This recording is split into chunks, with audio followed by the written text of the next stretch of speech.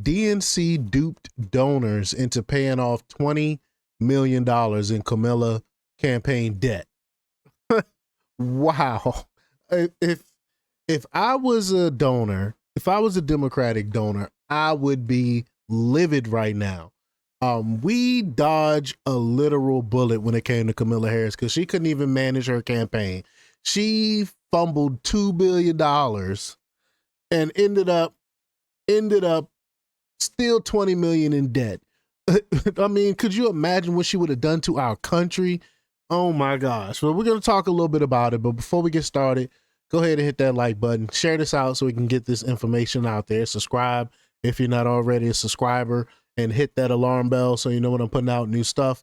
Also, check out my link tree.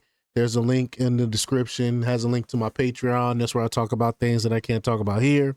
There's also a link to my Instagram and my X account, so follow me there as well.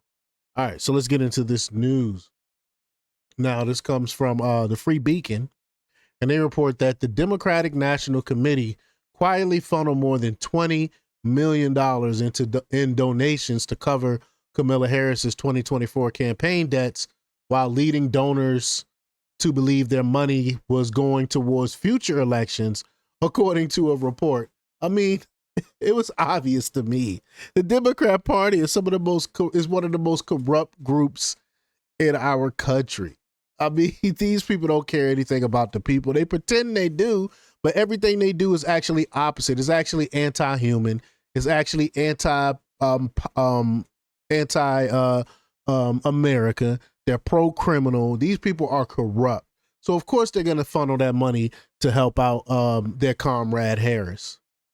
But Harris's team sent nearly 100 fundraising emails this year on the DNC's behalf to urge donors to chip in, with the February email promising that donors would be used to, quote, work immediately towards winning the next elections. None of the solicitations disclosed that the raised funds were essentially earmarked to pay off leftover expenses from Harris' $1.5 billion failed presidential campaign, the New York Times reported. Quote, convincing donors both big and small to pay for debts is typically a tough sell, the Times noted. No duh. People are upset about it. Democrats, I'm sure, are upset about it. The ones that actually donated. Y'all were duped, man. I mean, how do y'all not know this? But federal records show that the DNC has covered $20.5 million in Harris's old bills, even though in the days after the election, Harris's team insisted that there would be no bills. The campaign's chief financial officer, Patrick Staffer, said in November that, quote, there will be no debt on the DNC's or Harris's post-election filings. I told you back then when he said that was a lie. I'm pretty sure I did a video on that. But, quote, the private agreement was this, the Times report went on. The party would pick up the tab for any outstanding 2024 bills, allowing Ms. Harris to claim she did not end the race in debt. That's some slick stuff, man. That's some legalese there. In turn, Ms. Harris would raise the money to cover all of those leftover costs, leaving the party whole financially as it sought to navigate the second Trump era. That's some slick stuff, right? While the DNC and Harris struck the arrangement before Ken Martin became DNC chairman this year, Martin has proceeded with the scheme, which is corroborated by 4 people familiar with the deal, as well as Federal Election Commission filings, according to the Times. The news come as the DNC has already been reeling for months from financial woes and bitter infighting. A Politico report earlier this month found that the DNC wildly trails its Republican counterpart by nearly all fundraising metrics, as donors view the Democratic Party as, quote, rudderless, off message, and leaderless. All true. All true statements. Quote, by the end of June, the RNC had $80 million on hand compared to $15 million for the DNC, Politico reported. The fundraising gap has only widened since then, with the DNC reportedly having less cash this summer than at any point in the past 5 years. One of the reasons behind that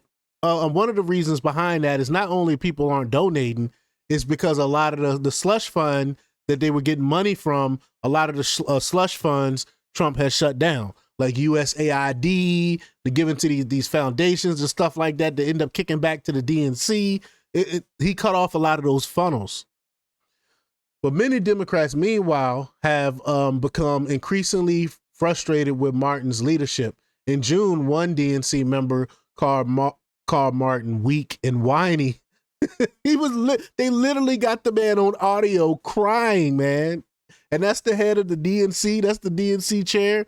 This man, they got that man on audio crying about the party, the state of the party, literally crying, grown ass man.